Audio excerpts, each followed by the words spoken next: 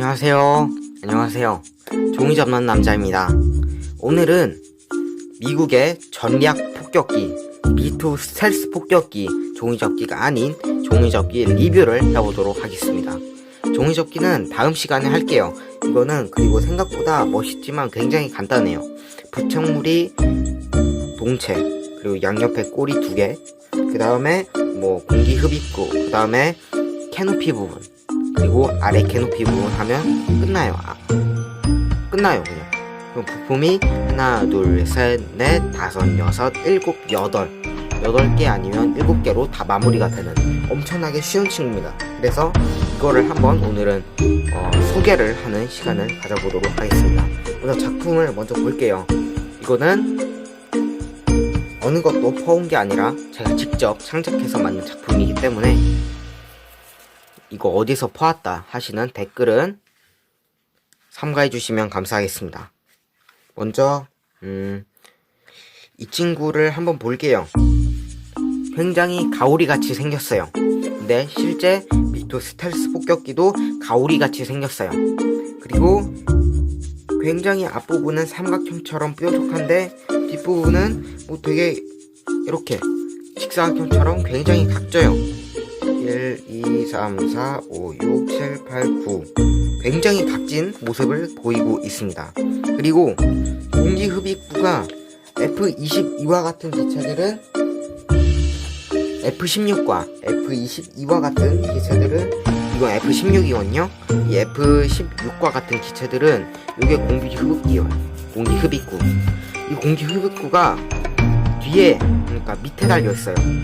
캐노피 부분이 이렇게 쭉 튀어나와 있고 공기 흡입구가 밑에 있는 반면에 이 친구는 공기 흡입구가 위에 있습니다. 이 이유가 뭘까요? 이 이유가 바로 스텔스. 이 스텔스를 극대화하기 위해서 이걸 위에 둔 거예요. 이거를 이제 스텔스를 극대화하기 위해서 표현한다는데 자세히 설명을 드리면은 레이더 반사 면적, 즉 RCS 값, 지금부터 레이더 반사 면적을 RCS 값이라고 할게요. 이 레이더 반사 면적 RCS 값이 가장 많이 반사가 되는 곳이 바로 첫 번째 공기흡입구, 두 번째 날개, 그러니까 수직꼬리 날개 부분. 수직꼬리 날개 부분이 어디냐? 이 부분이에요. 이 부분. 요 지금 달랑달랑하는 윗부분 있죠? 이 부분이 수직꼬리 날개 부분인데 얘는 그런 게 없어요. 그런 게 전혀 없단 말이야. 그 다음에 공기 흡입구도 아래가 아니라 여기 아래 달려있죠? 근데 여기는 아래에 아무것도 없어요. 되게 매끈매끈거려요. 그 다음에 위에 이렇게 달려있어요. 이렇게 위에 달려있는 이유 첫 번째, RCS 값을 피하기 위해서. RCS 값을 피하기 위해서 말 그대로 스텔스를 최대화, 극대화하기 위한 방법인데 이 대부분 레이더가 강력한 전파를 쏘아 올려서 이거를 반사되게 만든 다음에 다시 그걸 추적을 해서 그걸 계속 무한 반복, 노가다를 하는 거예요. 이렇게 해서 저기 위치를 찾는 거거든요. 근데 지상에 있는 레이더를 건축을 하게 되면은 지상에는 위를 볼 수가 없겠죠. 왜냐면은 지상에서 하다 보니까 예를 들어서 이렇게 풀을 레이더 기지라고 할게요. 그리고 여기에 스텔스기라고 할게요. 스텔스기는 아닌데 스텔스기라고 할게요. 그러니까 쭉 이렇게 지나왔어. 그러면은 우리는 분명 여기를 보겠죠. 하지만 레이더, 그러니까 지상 기지에서는 어디를 보고 있을까요? 여기를 보고 있겠죠. 근데 이런 친구들은 뭐예요? 공기 흡입구. 이게 굉장히 많이 반사가 된단 말이야. 근데 밑은 그대로 가잖아요. 근데 공기 흡입구가 위에 있다 보니까 밑은 상당히 매끈매끈거려요. 거의 거울 수준이야, 거울. 이렇게 밑에 단계 아무것도 없으니까 스텔스가 되는 거예요. 자꾸 레이더 반사 면적이, 아니, 레이더가 딴 데로 가는 거야. 이래서 레이더 반사 면적이, 그러니까 RCS 값이 극대화가 되는 거예요. 최소화가 되는 거죠, 최소화. 스텔스가 극대화가 되는 거고 레이더 반사 면적은 최소화가 되는 거죠. 그 다음에 두 번째는 얘가 상당히 특이하게 생겼어요. 가오리죠, 가오리. 흔히 말해서 가오리 폭격기라고 부르는데 B29와 같은 기체들 뭐예요? 굉장히 일단 여객기처럼 생겼어요. 뭐 흔히 말해서 여객기 기체가 없는데 예로 설명을 한번 드려봐야겠다. 이걸 그냥 여객기라고 생각을 했어요. 이건 전투기인데 이게 여객기라고 생각을 해보세요. 레이더 반사 면적이 너무나도 잘 일어나게 생겼어. 첫 번째, 외부 무장 달려있죠. 두 번째, 얘가 밑에 있어요. 공기 후 있고. 그 다음에 세 번째, 엔진이 그대로 노출이 되어 있습니다. 열 추적 당하기 굉장히 쉽죠. 네 번째, 후지꼬리 날개가 너무 독보적으로 툭 튀어 있단 말이야. 레이더에서는 이거를 나 전투기 여기 있습니다. 공대지 미사일로, 지대공 미사일로 잡아주세요 하는 격이랑 똑같아요. 근데 얘는 공기 후 있고 위에 있죠. 후지꼬리 날개 없죠. 내부 무장 하나도 없죠. 스텔스가 극대화가 되는 거예요. 얘 전장이 F-22보다 크거든요. 근데 놀랍게도 이 F-22보다 큰 폭격기가 무려 F-22랑 비슷한 RCS 값을 나타낸다는 거예요. 똑같은 아니죠. 물론 크기가 얘가 더 커서 F-22가 더 작게 보이긴 해요. 근데 얘 크기를 감안하면 거의 비슷하단 말이야. F-22의 레이더 RCS 값 동물로 이거를 변수를 바꿔본다면 F-22는 벌레 크기로 나타내요. 포도, 바나나 사면은 윙윙 거리면서 자꾸 막 주변에 날아다니는 초파리들, 날파리들 있죠. 그 정도 크기로 레이더 RCS에 반사가 된단 말이에요. 근데 얘는 폭격기라고 가담을 하고 F-22보다 크다고 감안을 하고 했을 때 거의 비슷하게 나와요.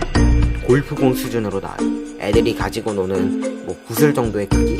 그러니까 이거를 폭격기가 아니라 실제 전투기로 이걸 크기를 줄여서 같이 본다면 어쩌면 둘 다 RCS 값이 비슷할 수도 있단 얘기예요. 그만큼 스텔스가 엄청나다는 얘기죠. 다시 본론으로 돌아와서 이 친구가 이렇게 굉장히 단조하면서도 굉장히 UFO 같이 생겼다. 그 다음에 두 번째, 탄생 배경. 탄생 배경은 일단 미국의 냉전, 이자 2차 세계대전이 끝나고 영국과 프랑스가 딱 뒤를 돌아보니까 예전에는 자기가 세계 최강이었는데, 일장이었는데 지금은 딱 보니까 우리가 일장이 아니었다. 미국과 소련이라는 두 강대국들이 주먹을 서로 맞닥뜨리면서 싸우고 있는 거예요. 언제라도 핵폭격을 서로 가할 수 있는 아주 위험한 상황이었단 말이에요. 이게 또 신기한 게 이 세계 2차 대전에서 독일이 먼저 항복을 선언하고 일본 너도 항복 선언해 했는데 일본이 아니야 우리 끝까지 갈다. 우리 끝까지 가. 우리 항복 절대 안 해. 이렇게 나왔죠. 그래. 니들이 그렇게 말하자면 핵 날려줄게. 그래서 미국의 유명한 폭격기. 그 폭격기 이름은 안 말할게요. 왜냐면 여기는 B2 소개하는 시간이니까. 그 폭격기가 가서 일본을 폭격기 해버리죠. 그것도 두 개. 딱 두 방만 썼는데 그 고독한, 그 지독한 일본이 무조건 항복, 절대 항복, 절사 항복, 진짜 제발 항복 한 번만 봐주세요. 이렇게 나오니까 핵의 위력이 엄청나구나. 소련과 미국이 핵을 엄청나게 만듭니다. 누가 봐도 세계 3차 대전 곧바로 일어나요. 아니 양국에 이게 영국과 프랑스가 가진 핵의 수준이라고 본다면 이제 이게 영국과 프랑스가 가진 핵무기의 수준. 그러면은 소련과 미국이 가진 핵무기의 개수가 거의 뭐 이 전투기 종이접기 많을 거예요. 이 스마트 범버 종이접기. 그만큼 얘네들이 엄청나게 막 앙숙이었단 말이야 서로. 근데 미국이 상대로 소련이 우리의 제공권은 영원한 제공권이 아니다. 언젠간 이놈들이 우리를 나타나게 할 거야. 우리를 공격하게 될 거야. 우리는 그런 걸 절대 하면 안 돼. 한 명의 희생자라도 나타나는 순간 우리는 바로 그냥 빡든자. 얘네들을 개작살 내버리겠다. 그래서 이 친구가 개발이 된 거예요. 첫 번째, 레이더의 고도화. 레이더가 저번에는 2차 세계대전의 레이더 수준은 딱 요만했어요. 딱 요만해.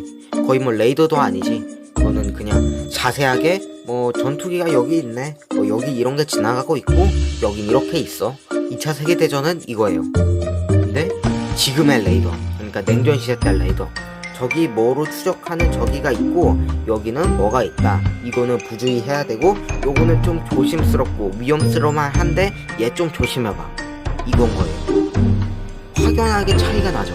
그리고 예전에는 저거는 2차 세계대전 당시 레이더가, 저거는 좀 흐릿해서 잘 안 보이는데 냉전 시대 때 레이더, 아 저거는 어떤의 기종이다.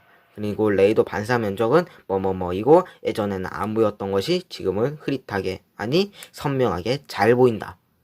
이 차이인 거예요. 레이더의 급속도가 엄청나다 보니까 이 저번에도 고고도로 날아가는, 아니면 저고도로 날아가서 빠르게 핵폭격하고 나오는 발키리 같은 존재가 소련의 레이더 방공망에 의해서 이게 다 들통이 나버리는 거예요. 미국도 물론 만만찮은 방공망을 가지고 있지만 소련도 만만찮거든요. 그 다음에 두 번째, 왜냐면 미국의 라이벌이었습니다. 그 강력한 미국의 라이벌인 소련이 그런 레이더를 가지고 있으면 미국도 당연히 긴장을 했겠죠. 저 같아도 긴장할 것 같아요. 그 다음에 두 번째, 요격기. 그리고 또 하나가 뭐였더라? 요격기랑 모르겠다.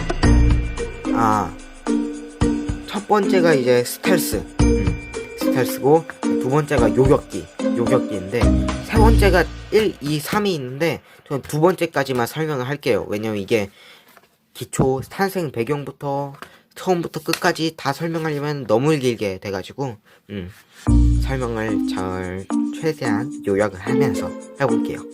이 소련의 요격기 미그 25, 이 미그 25라는 게 정말 기존에 있던 소련의 요격기 그리고 전투기와는 확연하게 달랐어.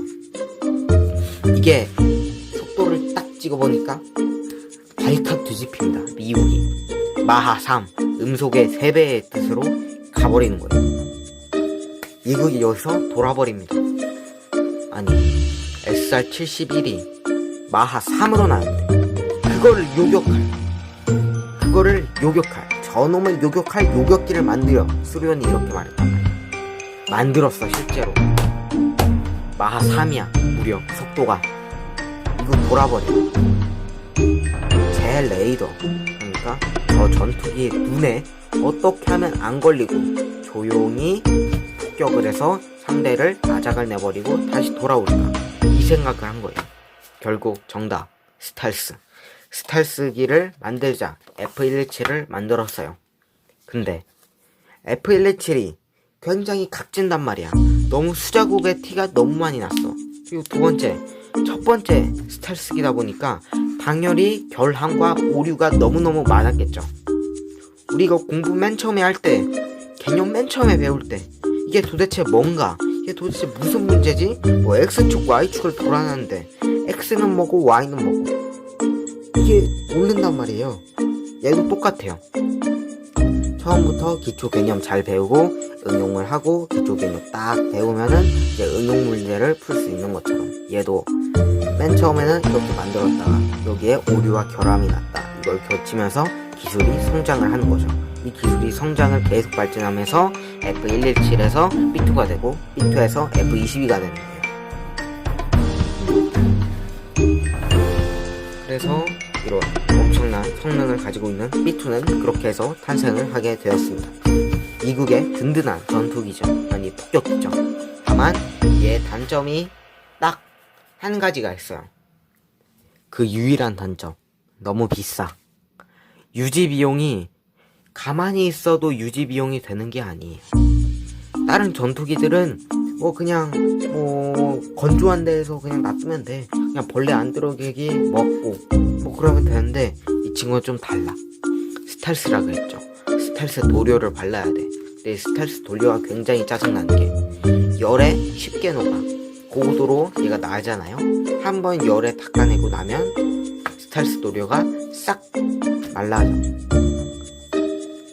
날아가 버렸으니까 이거를 다시 시스를 해야겠죠.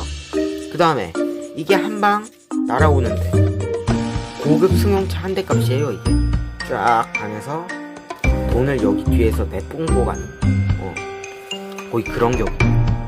그리고 얘가 맨 처음에 나왔을 때 2조 3천억 원인가? 거의 그래요. 북한의 1년 예산치보다 많은 이 돈을 얘 혼자서 잡아먹는 거예요. 그러니까 제 아무리 국방부가 강한 국방비에 가장 많은 지출을 하고 있는 미국도 이 하나 때문에 딩꼬를 휘게 만드는 거죠. 근데 이게 맨 처음에 170여 대, 약 170여 대를 만들려고 계획을 했었어요. 이 비싼 친구를 무려 175대나. 근데 너무 비싸. 한 대에 2조야. 근데 이 175대를 얘로 만든다? 그러면은 이게 잘 배분이 안 되는 거예요. 얘 혼자서 엄청난 비용을 먹고 있을 뿐더러 이대로 그냥 방치시키면 안 되잖아요. 바르죠, 관리해야 되죠, 온도 똑바로 맞춰줘야 되죠, 맨날 정비해야지, 기름 주유해야지, 한번 훈련 갔다 오면은 다시 스텔스 도료 바르고 시원한 곳이나 더운 곳에 따뜻하게 잘 보관해서 해주고. 얘처럼 관리, 케어 잘 맞는 놈 없어요. 얘는 정말 금수저에 금수저예요. 이렇게 비싸게 케어를 해주다 보니까 175대에서 70여 대까지 확 줄어요. 근데 소련이 붕괴를 하죠. 그러면은 미국의 주적인 거인이 죽어버린 거야. 거인이 없어졌어. 그럼 얘가 일장이 됐죠. 내 주적이 없어졌네? 얘는 도대체 뭐하려 있는 거지? 그래서 얘를 20대까지 감축을 해버려요. 그래서 원래 21대를 생산을 했는데 21대 중에서 한 대가 사고로 추락을 하게 됩니다. 그래서 부서져요. 현재는 20대만 남아있는 상태입니다. 어쨌거나 뭐 비운은 아니죠. 너무 돈이 비싸게 들어가니까 미국이 예산비를 얘한테만 투자를 할 수는 없잖아요. 다른 전투기들도 있고 뭐 육해공 다 국방비를 지출을 해야 되는데 얘 혼자서 다 투자를 하면은 다른 친구들은 투자를 못하게 되니까 그리고 굉장히 비싸요. 유지비용 거의 뭐 400억인가? 그래요. 굉장히 비싸요. 얘가 거의 에어포스 1? 얘가 항공기 중에서는 군용기 중에서는 아마 얘가 가장 비쌀 거예요. 1등으로 비싼 게 제가 기억하는데 에어포스 1인가? 그게 제일 비쌀 거예요 아마도. 왜냐면 미국의 대통령이 타는 비행기다 보니까. 어쨌거나 이렇게 탄생 설화랑 이야기는 끝났고 본격적인 리뷰를 해보도록 하겠습니다. 이 친구 전장은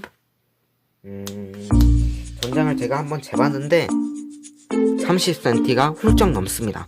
엄청나게 긴 길이를 가지고 있고 좌우폭은 뭐 아시겠죠? 굉장히 뚱뚱한 편입니다. 뚱뚱해요. 이렇게 새처럼 돼 있습니다. 참새. 그 다음에 레이더 값을 줄이기 위해서 공기 흡입구를 위에 설치했다고 했고 밑에는 아주 깔끔한 모습을 보이고 있고, 그리고 가오리처럼 생겨서 무광이 가오리처럼 생겨서 굉장히 멋있는 친구가 되겠습니다. 그 다음에 중간에 이거를 띄워놓은 이유는 일부러 이렇게 툭 튀어나오게 하려고. 그 다음에 공기 흡입구랑 칸을 똑같이 맞추려고. 똑같죠? 이렇게 중에 공기 흡입구랑 칸을 똑같이 맞추려고 이렇게 일부러 좀 여기를 튀어나오는 손해를 보는 대신 칸을 똑같이 맞춰서 상당히 좀 디테일을 살린 부분입니다. 오늘은 이렇게 해서 B2의 탄생 설화 그리고 B2 종이접기 리뷰를 해보았는데요. 다음부터는 이제 이 B2를 어떻게 접느냐가 될 거예요. 근데 여러분들 이 종이로만 접을 수 있는 게 아니고 이거를 상당히 소형화를 해서 접을 수가 있어요. 내 손바닥 안에 들어가는 B2를 접을 수가 있습니다. 예시로 한번 작은 거를 접은 거를 보여드릴게요. 이게 바로 미니 B2입니다. 미니 B2 크기가 엄청나게 차이가 많이 나요. 얘는 그리고 옆이 종이짝처럼 얇은데 얘는 거의 뭐 프로토타입 맨 처음에 시작이고, 얘가 이제 진짜로 만든 건데, 얘도 아직 모든 전력을 다 투자를 하지 않았어요. 그냥 이대로 만들면 되겠군, 이대로 프로토타입을 지정을 해서 여기 부분은 뭐 안 좋으니까 요거는 좀 요렇게만 하고, 엔진 부분을 구성하지 못한 게 좀 아쉬우니까 엔진 부분 다음부터는 이렇게 만들자, 이렇게 해서 대충 이렇게 만든 거고, 이 친구는 얘가 요 날개 부분이 딱 이렇게 딱 들어가거든요. 이렇게 딱 들어가가지고, 얘는 거의 한 종이를 딱 한 장, A4 용지 딱 한 장을 썼었던 것 같고, 얘는 한 3장에서 4장 정도 하시면 될 것 같습니다. 근데 주익 동체 하나, 좌우 동체 하나, 그리고 여기 하나, 세 장이죠, 3장. 요렇게 큰 건 3장, 조그만 건 1장. 근데 저는 대부분 큰 걸 추천드립니다. 아니, 작은 걸 추천드릴게요. 왜냐면 큰 거는 자기 날개를 못 펼쳐. 자기 무게를 자기가 못 펼쳐가지고 날아갈 수가 있는 마법을 보시게 될 겁니다. 거의 뭐 얘는 새야, 새. 이렇게 날아간 폭격기고, 아니면 얘는 안 돼요. 그렇게 빠르게 해도 바로 고정이 돼 있어요. 부채로 사용해도 될 만큼. 그렇게 아프다. 그만큼 아주 단단한, 작으면 작을수록 단단하다. 그래서 저는 작게 저은 걸 추천드리고 싶고, 아니면은 뭐 벽에 이렇게 크게 해서 걸어두고 싶다, 내 방에 약간 수호자 같은 느낌으로 걸어두고 싶다 하시는 분들은 그냥 크게 접으시면 될 것 같습니다. 어쨌거나 오늘은 이렇게 해서 B2 스텔스 폭격기에 대한 리뷰 영상을 찍어 보았는데, 구독과 좋아요, 알림 설정 한 번만 해주시면 정말 감사하겠습니다. 그럼 저는 이만 종이 접는 남자였고요. 인사는 여기까지 드리도록 하고, 다음 영상에서 또 만나보도록 하겠습니다. 유바. 그리고 마지막으로 좀 구경을 시켜드리도록 할게요. 이거를 좀 구경을 어떻게 시켜드릴까?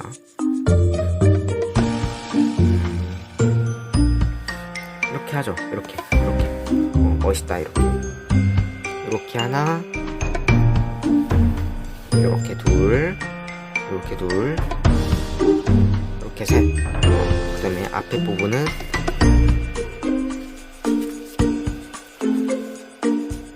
이렇게 하나, 이렇게 둘,